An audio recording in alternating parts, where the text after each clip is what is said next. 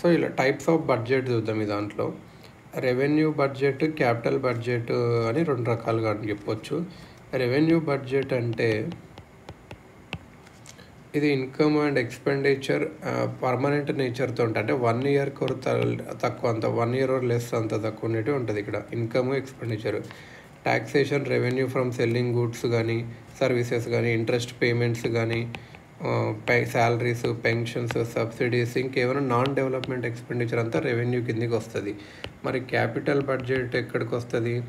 ఇది associated with income and expenditure that are of long term nature and are results into creation of permanent capital financial assets such as land, buildings, machinery, equipment, shares, bonds, borrowing, disinvestment, ఇంకా expenditure and assets creation.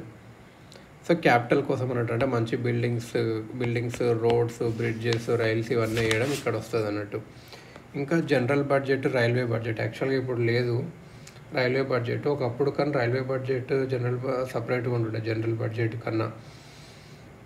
ఇది అప్పుడెప్పుడు వేశారు. ఇది ఎప్పుడు తీసేశారు అంటే Modi government తీసేసింది, 2 కలిపేసింది అన్నట్టు. ఇంకోటి plan versus non plan expenditure,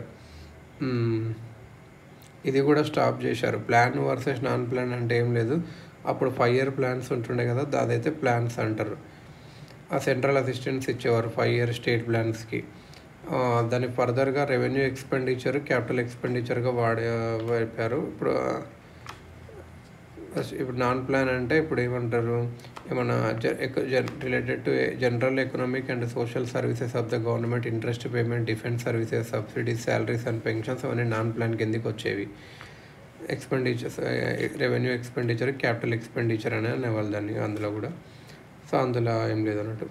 ఇప్పుడు బడ్జెటింగ్ ఒక ప్రాసెస్ ఏంటంటే ఎట్లా చేస్తారు బడ్జెటింగ్ అంటే, ఒకటి process or strategy budget is created, ఇది బడ్జెటింగ్. దాంట్లో కొన్ని traditional or line item budgeting, traditional line item budgeting, simply calculating the income and expenditure without measuring the underlying benefit or performance. ఇది అన్నట్టు అంటే సింపుల్గా ఇన్కమ్ ఎంత వస్తుంది, ఎంత వెళ్తుంది అది చూడడం. అంటే ఎవరికి బెనిఫిట్ అవుతుండ్రు, ఎలా పర్ఫామ్ చేస్తున్నారు అవి ఏం చూడకుండా. ఎలా అంటే 10,000 ఒక గవర్నమెంట్ హాస్పిటల్కి ఇవ్వండి బెడ్ కొనుక్కొని, ఇంకే 50,000 ఒక ఆఫీస్కి ఇవ్వండి ఏదైనా వెహికల్ కొనుక్కొని, అట్లా ఏదైనా. ఇది traditional line performance budgeting.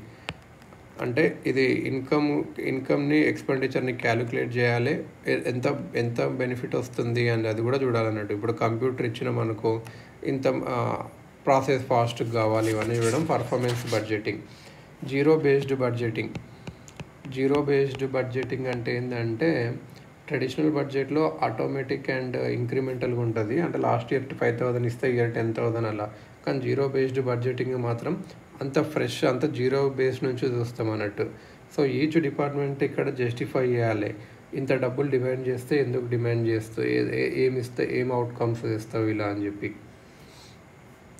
Zero based. Sunset budgeting ఏంటి అంటే, ట్రెడిషనల్ బడ్జెటింగ్లో ఒక బడ్జెట్ లాంచ్ చేస్తే అది ఇంకా నడుస్తూనే ఉంటుంది. జీరో బేస్డ్ బడ్జెటింగ్లో అలా కాదు, స్కీమ్స్ అనేటివి ఎవ్రీ ఇయర్ రివ్యూ చేయాలి, ఒకవేళ మంచి జరుగుతుంటేనే అవి డిస్కంటిన్యూ చేయాలి అట్లా.